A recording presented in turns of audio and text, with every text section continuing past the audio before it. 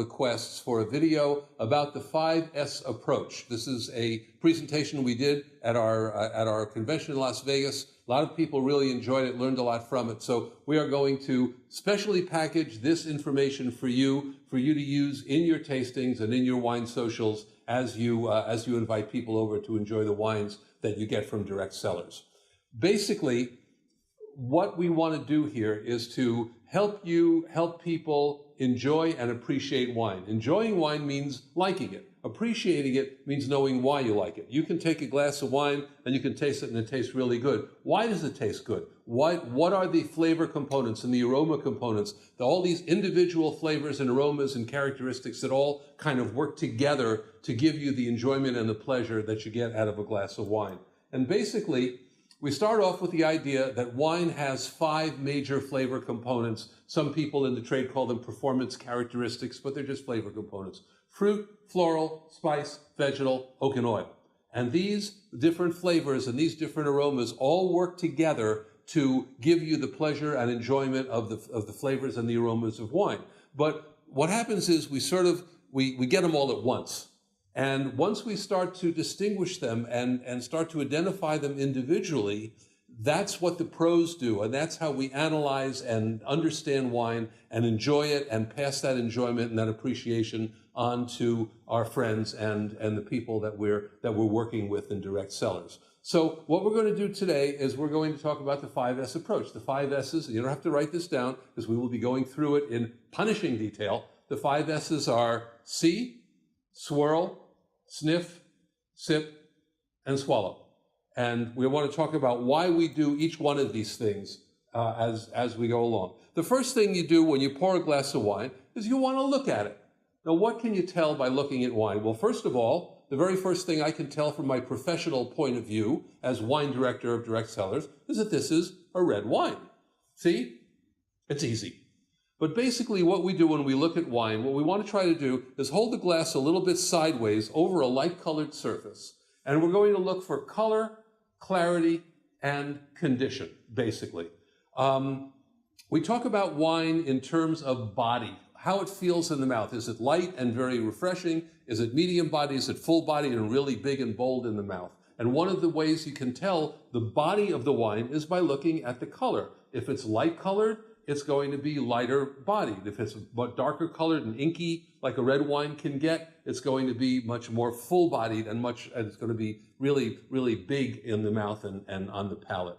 We also want to look at condition. We can tell a lot about the wine from the color. Red wines lose color as they age. Instead of being a ruby or a garnet color like this glass is, they may get to be sort of a brick or a brownish or a dusty brown color. It happens when they age. It happens when they get a little oxidized. Maybe they're not quite as full flavored as they should be. White wines gain color as they age. They might be light yellow in the glass, but as they get older, as they get oxidized, as oxygen works on them, they get to be a little more golden, a little golden brown. So we can tell a lot about the condition of the wine by the color, by looking through the glass. The third thing we want to look at is what we call translucence. Can you see through it? I mean, if I put my fingers down here, can I see my fingers through the glass, through the wine? In this particular case, no, I really can't. Again, that's an indication of what the body of the wine is going to be. If I can see through it, chances are it's going to be very light-bodied. If I can't see through it, if it's inky black, there's a real good chance it's going to be a much fuller-bodied wine. One of the things we want to talk about, and we get questions about this in my wine seminars and my classes, emails people write to me, is what about legs? When we're looking at the wine, sometimes we see little rivulets running down the side of the glass. People call those legs or tears. And for a long time, and even still today, people thought that these tears were an indication of quality. They'd go, oh, look at the legs on that baby. This is going to be a really good wine. The fact is that legs don't tell you anything about the quality of the wine. Legs are caused by the difference in evaporation rate between water and alcohol. The more alcohol, the more legs. As a matter of fact, people used to think so much that legs were an indication of quality that some winemakers would put glycerin in their wine to make legs in the glass so that people would think, wow, that's a really good wine. But all it does is tell you the more legs, the more alcohol, the higher the alcohol content. So the next thing we're going to do is we're going to swirl it. Now, when we swirl, what you want to do is you want to put the glass down on a table and give it a nice swirl. You don't want to do it up here, because if you start swirling up here after your third or fourth glass, you're going to wear it, and you really don't want to do that. So we're going to put it down on the table and swirl it. What does swirling do? Swirling aerates the wine. It releases the aroma components, it releases the flavor components, you get the air in the wine, everything starts, it's called opening up. The wine starts to open up. And we want to do that so that we can smell it better and get more out of it. So we aerate the wine, we release the flavor components, we give it a nice swirl, and then the third thing we're going to do is we're going to, as we said, what does it do? It releases the flavor and aroma components of the wine. So the next thing we're going to do is we're going to sniff it. We're going to smell it. 85% of your sense of taste is sense of smell. This is well-established fact, scientific. So this is a very important part of the 5S procedure of learning to taste wine like a pro. After we swirl the wine, we're going to bring it up to our nose. We're going to put our nose all the way down the inside of the glass, close our eyes, take a couple of short sniffs like a puppy. When you do that, what is the very first thing that occurs to you? What's the very first thing that comes to your mind? Just go ahead and say it out loud.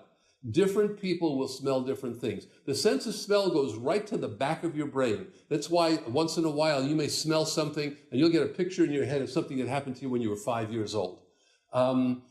It's very, very direct. So when you smell the wine, are you smelling, if it's a red wine, are you smelling red fruit or black fruit? Are you smelling red cherry or black cherry, plum, raspberry, strawberry, blackberry, currant, any of these kinds of black fruits or red fruits? Or if you're smelling something different, maybe you're not smelling fruit at all. Maybe you're smelling earth and rocks and minerals and tobacco and tar and leather and some of these other earthy flavors. The wine can be fruit forward. When you smell it, you get those fruit flavors right up front, or it can be more about the earth and about the land where it comes from, where you get maybe a little tar, a little tobacco, some of these other kinds of flavors. So this is a very important part of the process, and it sets you up for the next stage in the process. So what should we smell? We should smell, as I said before, you're either going to smell fruit. In fruit-forward wines, New World wines, wines that come from North America, South America, Australia, New Zealand, South Africa, are generally going to give you fruit up front. Wines that come from Old World countries, Spain, Italy, France, Germany, are generally going to give you earth flavors and vegetal flavors up front, right at the beginning. So, as we said, Old World flavors, New World flavors, just covered that. So we'll move along. Taste. The next thing we do, and there's a way to do this, is we're going to sip the wine. You're going to suck it into your mouth and watch.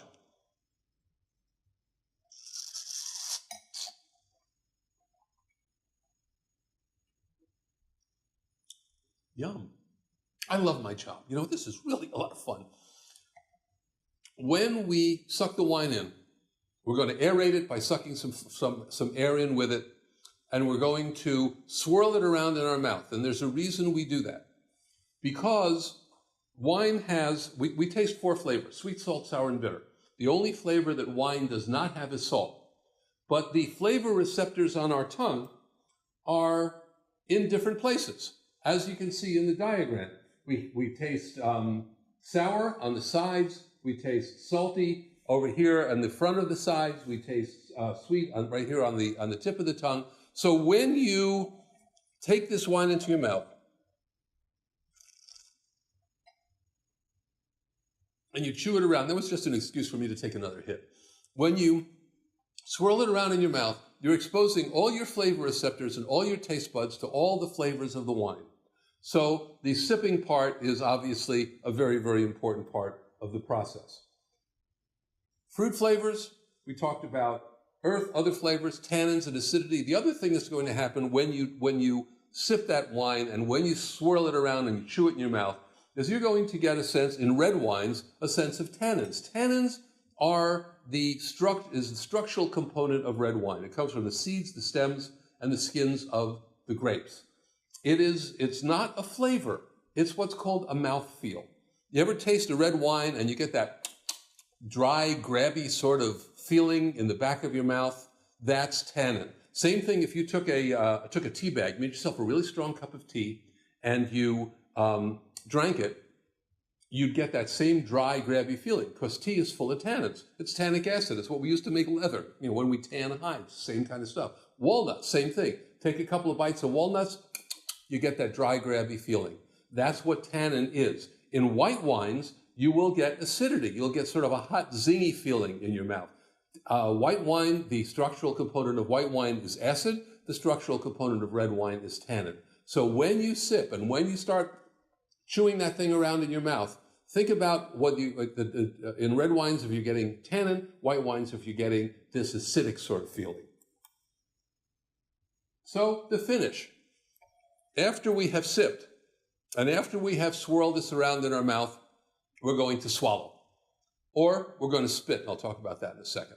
When you swallow, flavors will linger in the back of your mouth. This is called the finish of the wine. The longer the flavors linger in the back of your mouth, the better and higher quality the wine is likely to be. We want to have a wine with a long finish. We want those flavors to stay back there for a long time. And a lot of times what happens is the flavors change a little bit. You may taste one kind of fruit in the mid palate, and you may taste another kind of fruit in the back of your mouth, on the back of the palate after you've swallowed.